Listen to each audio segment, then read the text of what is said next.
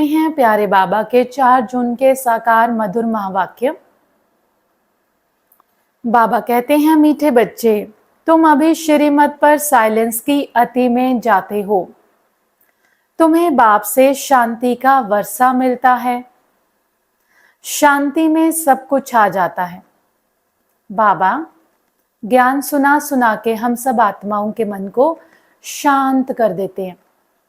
जन्म जन्मांतर की थकी हुई आत्माओं के मन में उठने वाले अनेक प्रश्न, क्या, क्यों, इन सारे प्रश्नों के उत्तर हमें इस बाबा के ज्ञान में मिल जाते हैं, तो हमारा मन शांत हो जाता है।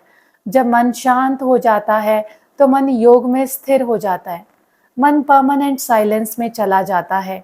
और जब मन में परमानेंट साइलेंस हो जाती है तो मन को ऑटोमेटिकली सुख, शांति, शक्ति सब कुछ मिल जाता है। तो बाबा की इस श्रीमत में सब कुछ समाया हुआ है। प्रश्न है आज की मुरली का, नई दुनिया की स्थापना का मुख्य आधार क्या है? उत्तर है पवित्रता।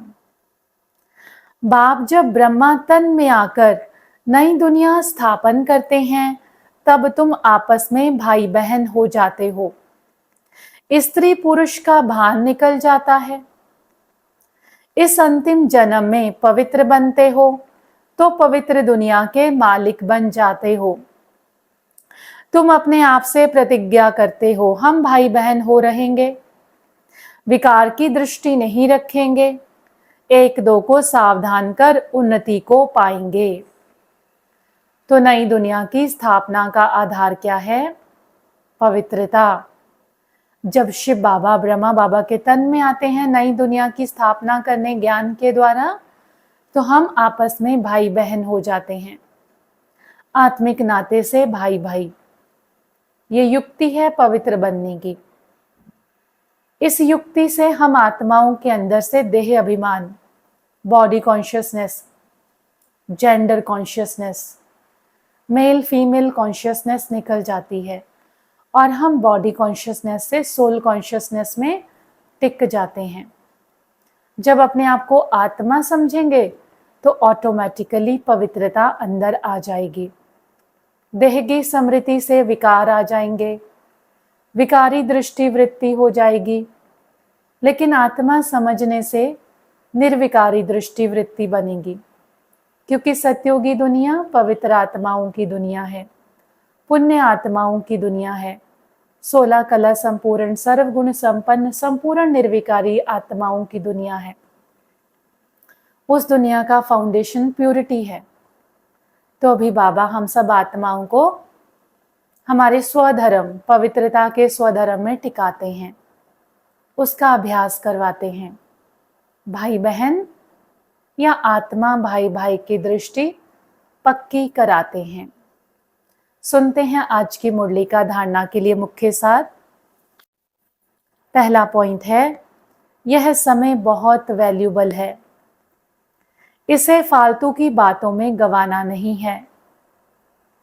कितने भी तूफान आए, घाटा पड़े, लेकिन बाप की याद में रहना है। संगम युग का यह समय, बाबा कहता है, इसका एक भी सेकंड वेस्ट नहीं करना।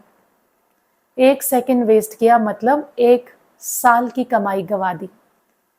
फालतू बातों में टाइम वेस्ट करना ये नहीं कर सकते अब हम। बाबा कहता है ये कमाई का समय है, बाबा की याद में लगे रहो। दूसरा पॉइंट है, तमो प्रधान से सतो प्रधान बनने का ही चिंतन करना है और कोई चिंतन ना हो। हम सो हम की इस छोटी सी कहानी बहुत युक्ति से समझनी और समझानी है। बुद्धि में सदा कौन सा चिंतन हो कि कैसे मैं आत्मा तमो प्रधान से सतो प्रधान बनूं। हम सो हम सो देवता, हम सो क्षत्रिय, हम सो वैश्य, हम सो शूद्र, सो ब्राह्मण, सो फरिश्ता। ये हम सो हम की छोटी सी कहानी खुद अच्छी तरह से समझकर फिर दूसरों को समझानी है कि कैसे मैं आत्मा 84 जन्मों में इन वर्णों में आती हूँ। 4 युगों में 84 जन्मों का चक्कर लगाते लगाते सत्युगी सतो प्रधान आत्मा कलयुग के अंत में आते हुए कंप्लीटली तमो प्रधान बन गई। अब फिर से मुझ आत्मा को सतो प्रधान सतयुगी बनने का पुरुषार्थ करना है। सदा ये स्मृति रहे, हम सो हम। वरदान है, मगन अवस्था के अनुभव द्वारा माया को अपना भक्त बनाने वाले मायाजीत भव। विश्लेषण है, मगन अवस्था का अनुभव करने के लिए अपने अनेक टाइटल का स्वरूप, अनेक गुणों के श्रृंगार, अनेक प्रकार की खुशी की, रूहानी नशे की, अरचता और रचना के विस्तार की पॉइंट्स, प्राप्तियों की पॉइंट्स स्मृति में रखो। जो आपकी पसंदी हो उस पर मनन करो तो मगन अवस्था सहज अनुभव होगी। फिर कभी परवश नहीं होंगे। माया सदा के लिए नमस्कार करेगी। संगम युग का पहला भक्त माया बन जाएगी। जब आप माया जीत मास्टर भगवान बनेंगे तब माया भक्त बनेंगी। माया को, विकारों को झुकाने की क्या युक्ति है? अपनी मगन अवस्था में रहना। उसके लिए अपने टाइटल, स्वरूप, गुण, अनेक प्रकार की खुशी की पॉइंट्स, रूहानी नशे की पॉइंट्स, ये सब स्मृति में रखो। जो पॉइंट आपको पसंद हो उसमें मगन हो जाओ तो माया आपके सामने नतमस्तक हो जाएगी। मगन अवस्था के सामने माया झुक जाएगी। ये युक्ति बाबा हम बच्चों को बताते हैं।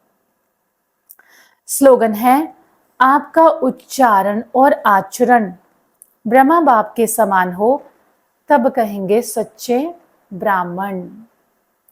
अव्यक्त इशारा, आत्मिक स्थिति में रहने का अभ्यास करो, अंतर्मुखी बनो। बाबा कहते हैं याद में निरंतर रहने का सहज साधन है। प्रवृत्ति में रहते परवृत्ति में रहना। परवृत्ति अर्थात आत्मिक रूप। ऐसे आत्मिक रूप में रहने वाला सदा न्यारा और बाप का प्यारा होगा। कुछ भी करेगा लेकिन ऐसे महसूस होगा जैसे काम नहीं किया लेकिन खेल किया है। यह रूहानी नयन, यह रूहानी मूरत ऐसी दिव्य दर्पण बन जाएगी जिस दर्पण में हर आत्मा बिना मेहनत के आत्मिक स्वरूप ही देखेगी।